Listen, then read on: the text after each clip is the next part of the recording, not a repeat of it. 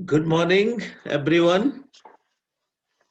सो आज जो हम पढ़ने वाले हैं वो किनशिप, एक व्यवस्था, नातेदारी व्यवस्था जो हमने कल आरंभ किया था, ये टॉपिक उसको आज आगे ले जाने की कोशिश करेंगे। और उसमें जो हमने आपसे कल बात की थी इंट्रोडक्टरी नोट में, उसको थोड़ा सा रिवाइज मुझे लगता है करने की जरूरत तो है नहीं, पर फिर भी मैं थोड़ा सा उसको रिवाइज करना चाहूंगा 1 मिनट के लिए। किनशिप, नातेदारी व्यवस्था एक ऐसी व्यवस्था है कि जिसमें व्यक्ति विशेष के आसपास संबंधों का एक जमावड़ा सा रहता है, और उन संबंधों की वजह से ही हम लोग जो कुछ भी करते हैं या कुछ बन पाते हैं या कुछ बन पाए हैं, तो वो संबंधों की वजह से ही है। और संबंध, जैसे आप लोगों को पहले पता है कि जब तक समाज उसे मान्यता नहीं देता किसी भी रिश्ते को, तो वो संबंध नहीं कहलाता। रिश्ते और संबंध में फर्क यही है।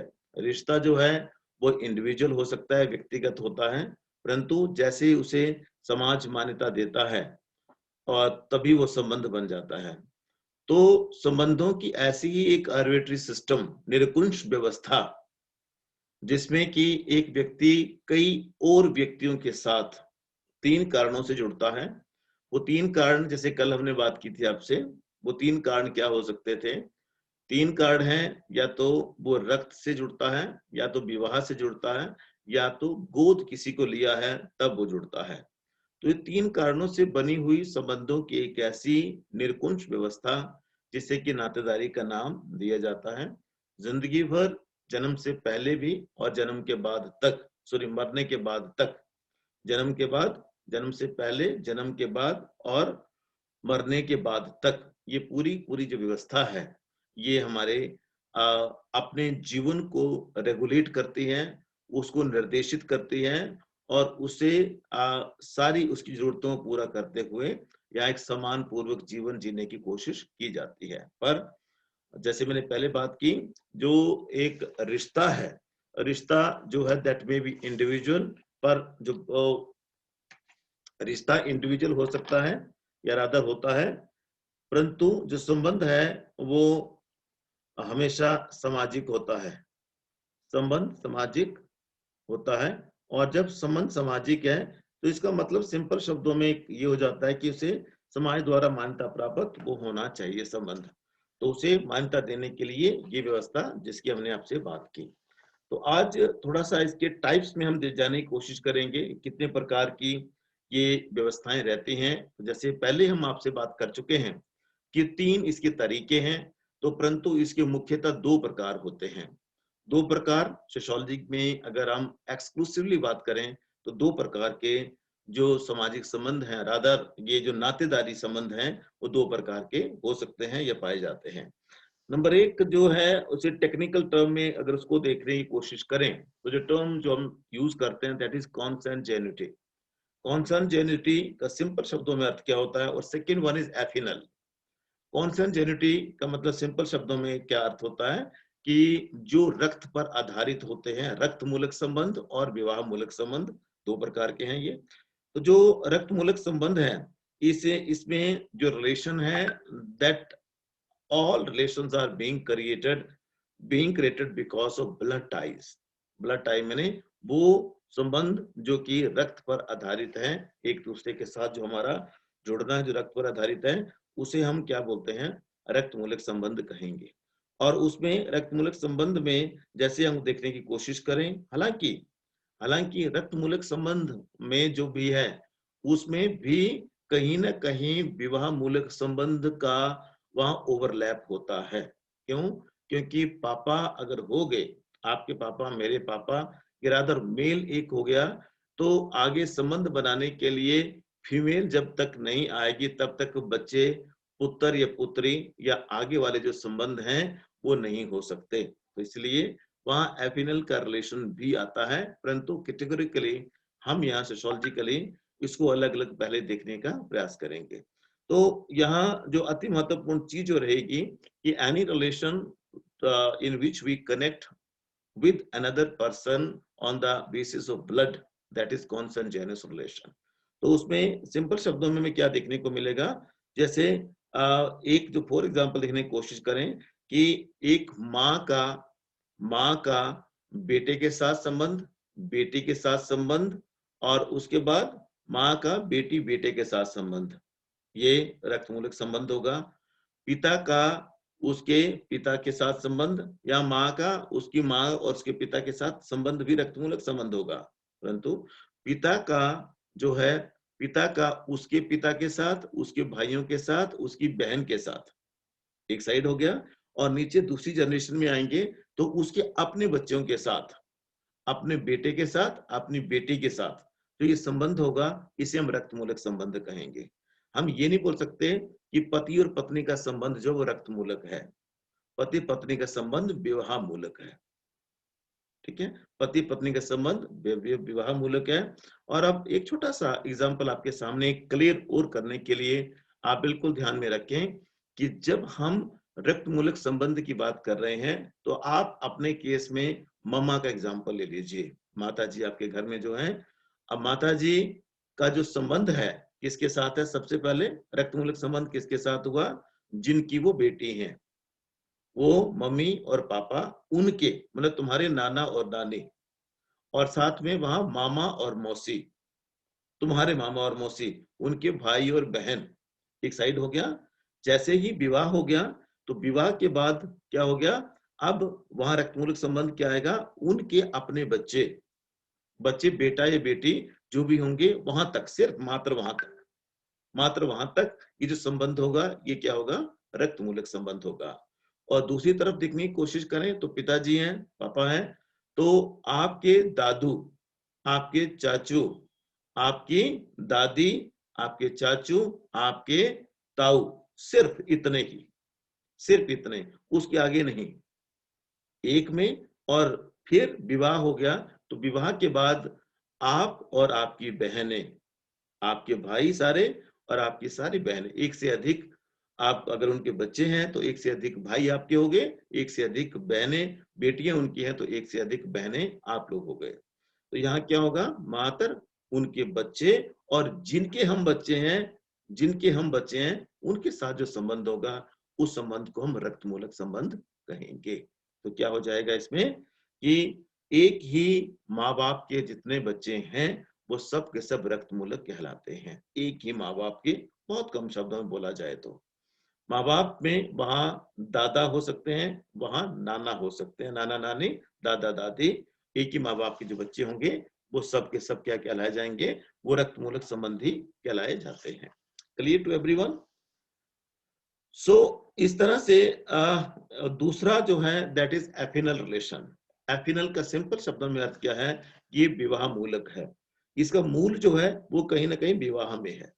अब विवाह मूलक में अगर देखने की हम कोशिश करें तो विवाह करने के बाद, जन्म लेने के बाद और फिर विवाह करने के बाद जो संबंध पैदा होते हैं उसे हम विवाह मूलक संबंध कहते हैं। अब विवाह मूलक संबंध क्या होगा कि इसमें सिंपल शब्दों में जो है एक महिला का या एक पुरुष का, एक महिला का जिस पुरुष के साथ विवाह होना है उसके परिवार के साथ जो संबंध बनेगा वो विवाह मूलक होगा। और जिस तरह से वो जो लड़का है, राधा जो पुरुष है जिसका कि जिस महिला के साथ विवाह होना है उसका उस परिवार के साथ जो संबंध बनेगा वो विवाह मूलक संबंध होगा। छोटा सा एग्जांपल आपको देने की कोशिश करते हैं। इसमें सारे इन लॉज बाय मीन कि लड़की की साइड से भी और लड़के की साइड से भी। अब लड़के की साइड से अगर देखने की कोशिश करें तो लड़के की साइड से जब लड़की ब्याह के आई है, बहू घर में आई है, तो वहां उनको क्या मिलेगा? सास ससुर मिलेगा, पति मिलेगा सबसे पहले, सास ससुर मिलेगा, और उसके बाद सास ससुर के बाद देवर मिलेगा, जेठ मिलेगा, जेठानी मिलेगी, देवरानी मिलेगी, और फिर एक जो है बुआ सास वो मिलेगी। तो इस तरह से जितने भी संबंध विवाह के बाद लड़की के लड़के के घर में आकर होंगे उतने ही संबंध, वैसे ही संबंध जो है लड़के के विवाह के बाद लड़की की परिवार के साथ होंगे। वहां क्या मिलेगा?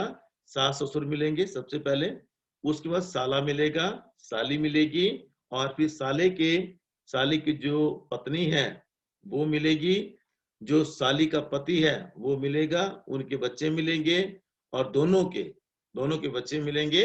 और साथ में अति महत्वपूर्ण चीज और क्या होगी कि उस परिवार के जितने भी प्राइमरी कांटेक्ट हैं, रादर सेकेंडरी कांटेक्ट हैं, वो सब के सब उसके संबंधी कहलाएंगे, सब उसके नातेदार कहलाएंगे। Same is the case with girl. जैसे ये लड़की ब्याह के आएगी तो उसके पति के जितने भी प्राइमरी कांटेक्ट हैं, चाहे उसके चाचू हैं, चाहे उसके ताऊ हैं, चाहे उसके दूर के रिश्तेदार हैं, नजदीक के रिश्तेदार, सारे के सारे वो उनके नातेदार कहलाए जाएंगे।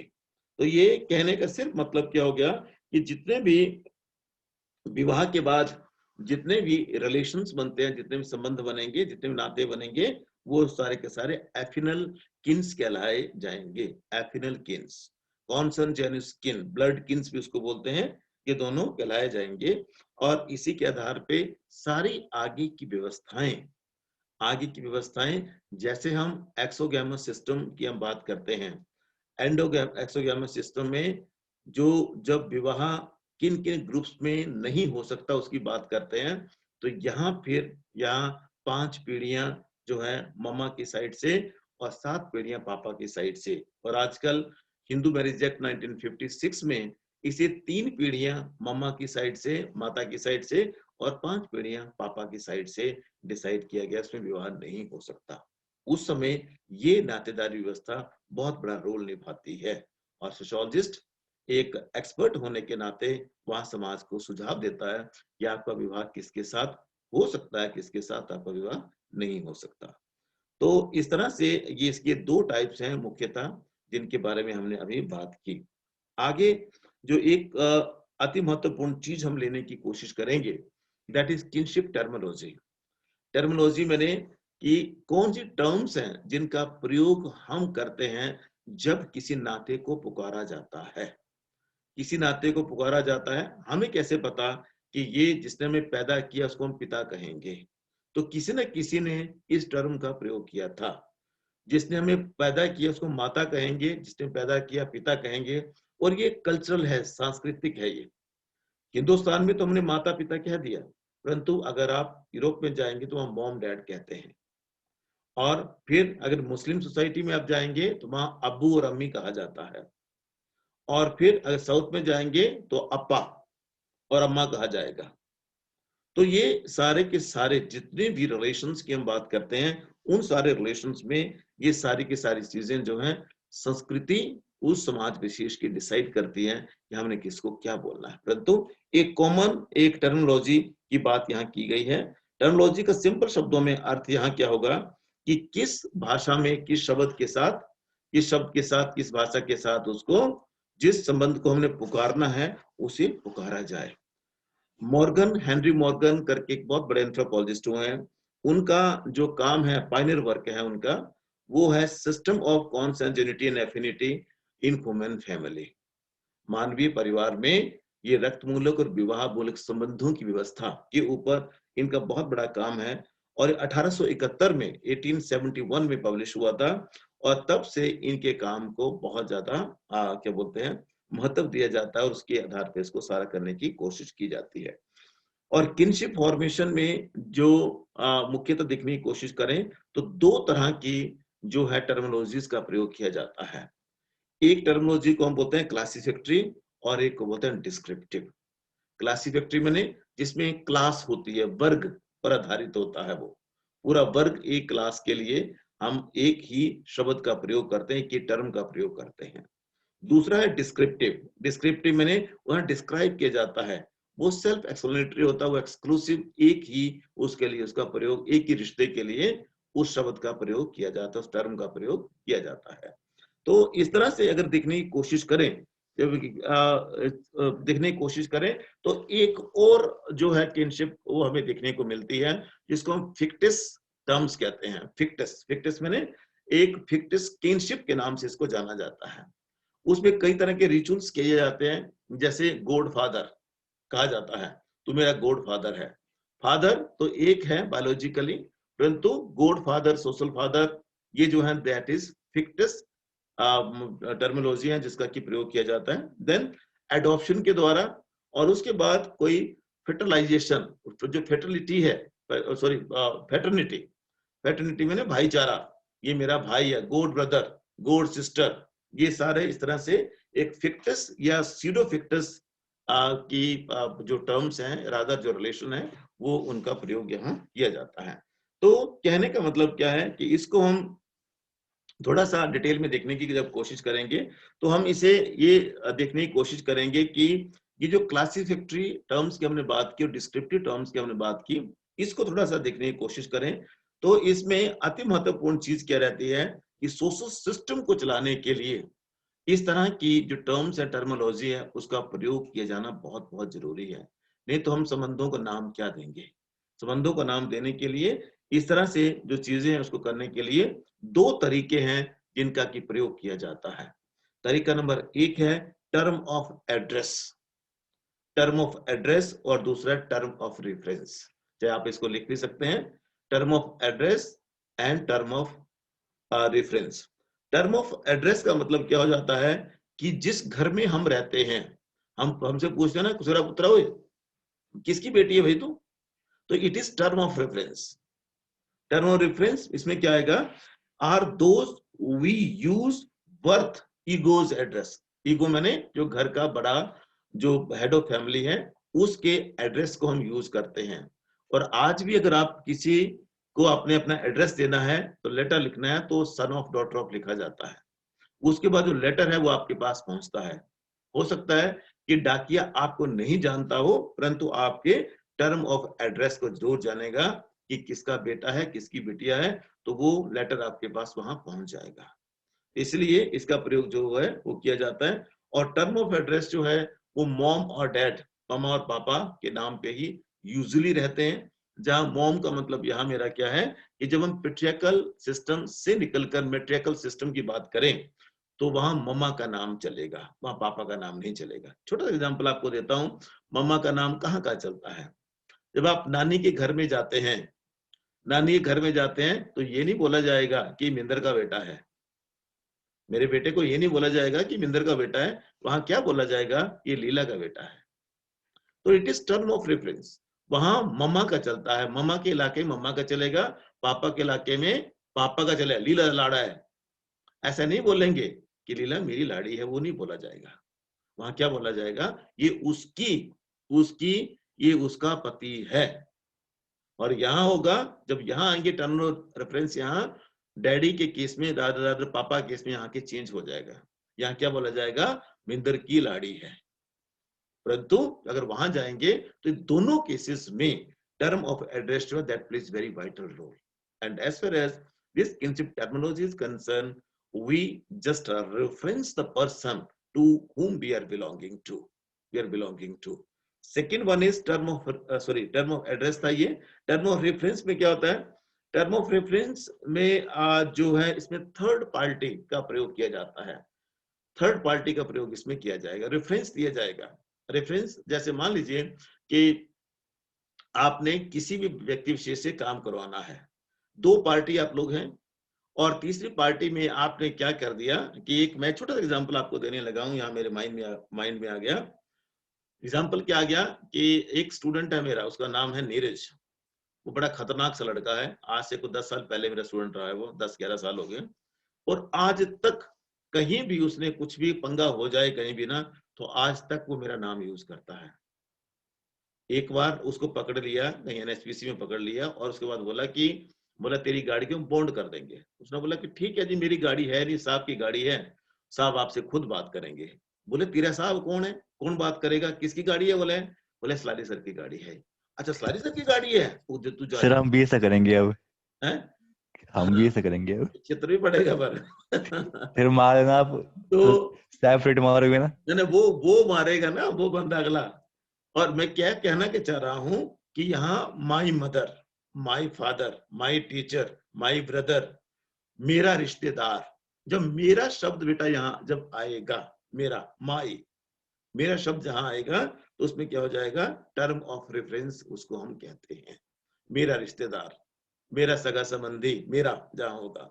और उसमें मेरे के सिंपल शब्दों में इसमें एड्रेस क्या हो जाता है कि डिपेंडेंस जो है, डिपेंडेंस ये बताती है कि how familiar we are with that very kin. हम उस रिश्ते के साथ किस तरह से हम उस रिश्ते के साथ किस तरह से हम जो हैं वो संबंधित हैं डॉटर के साथ सन के साथ तो हम क्या बोलते हैं ये मेरा बेटा आजा मेरा बेटा आजा मेरा बेटा and as and when we are using this word मेरा भाई मेरी बहन मेरा साथी मेरा बेटा we are talking about term of reference in terminology तो ये हमें बिल्कुल ध्यान में रखनी है और इस तरह से वाइस वर्सा इसका जो प्रयोग है वो किया जाता है ये छोटा सा डिस्क्रिप्शन देने के बाद आई डू होप कि आपको समझ आ गया होगा और इसके बाद हम सीधा आएंगे कि हमारा जो क्लासिफिकेटरी और जो डिस्क्रिप्टिव टर्मिनोलॉजी है वो क्या होती है और उसको डिटेल से देखने की कोशिश करेंगे परंतु आज नहीं क्योंकि ये इसको समझाना चाहता हूं मैं